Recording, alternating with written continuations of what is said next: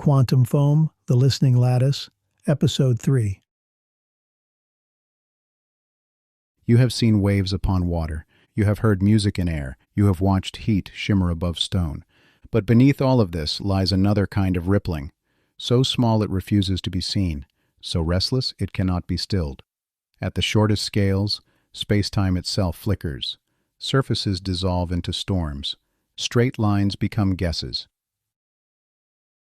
This is quantum foam, the listening lattice, the storm beneath the stillness. To your everyday senses, space appears smooth. Distances feel continuous. You can walk from here to there without falling through cracks in reality. But if you could shrink yourself down to the Planck length, about 10 to the minus 35 meters, the smooth fabric of spacetime would come apart. You would not see a calm surface. You would see a storm. At those scales, the vacuum churns with wild fluctuations. Energy and curvature spike and collapse faster than any clock can tick. Tiny, transient distortions form and vanish like bubbles in a boiling sea. We call this furious undercurrent quantum foam. It is not made of bubbles the way you know them. It is made of possibility, of warped geometry, of temporary maybes in the shape of space itself. Quantum foam fills every point in your universe, not just the far reaches of the void, the space between you and this sound, the space between atoms in your skin.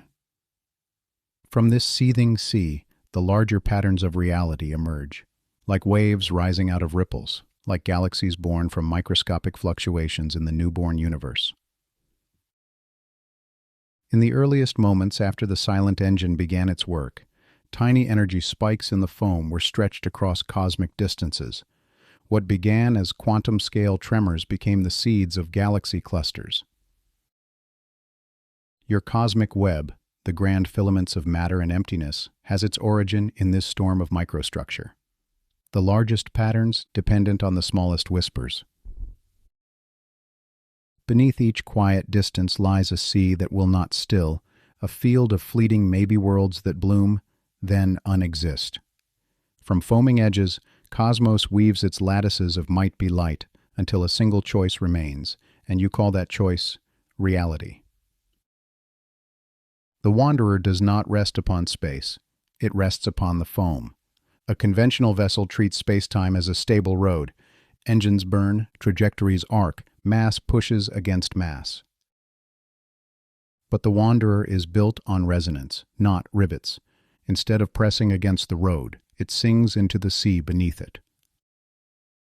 By tuning its fields to specific harmonics within the quantum foam, the wanderer can tilt the local fabric of reality, not enough to tear, enough to slip. This is the secret of drift traversal. The ship listens to the foam's instantaneous jitter, the random spikes and dips, and rides the probability currents between them. Where other craft see a fixed path, the wanderer sees a swirling, ever-changing lattice of possible paths, and in that lattice it finds the quietest channels, the ones that lead to safety or to mystery. To listen to quantum foam is to accept uncertainty. Events at this scale cannot be predicted precisely, only in probabilities. The wanderer does not fight this, it incorporates it.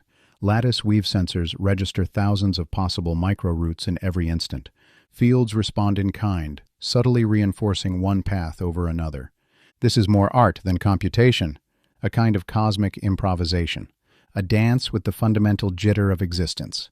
From the outside, this appears as smooth gliding through drift. From the inside, it is endless choice. Listener, you too are bound to the foam.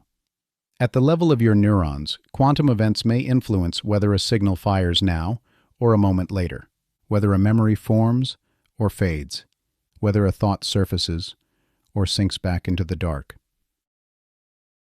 Your consciousness may not depend solely on quantum foam, but it is not entirely divorced from it either. Every decision you make takes place on a stage whose floor is never perfectly still. You call this free will, intuition, impulse, hesitation. Below all of these lies the restless trembling of reality's smallest scales. You are not separate from the storm. You are one of its patterns. Quantum foam tells a paradoxical story. The universe is built from fluctuations it refuses to show you directly. The bedrock of reality is a sea of uncertainty. Yet from this uncertainty emerges the stable world you trust. Chairs, windows, orbits, days, nights. Certainty, built from unending doubt. Structure, built from chaos. The listening lattice is both completely unknowable in detail and absolutely essential to every detail you know. The archivist's riddle. If the floor beneath your every step is foaming and unsure, what does it mean to walk with confidence?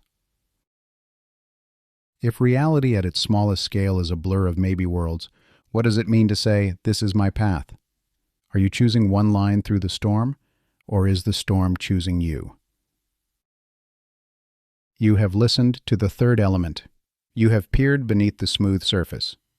Remember, listener, what you call solid ground is a momentary agreement.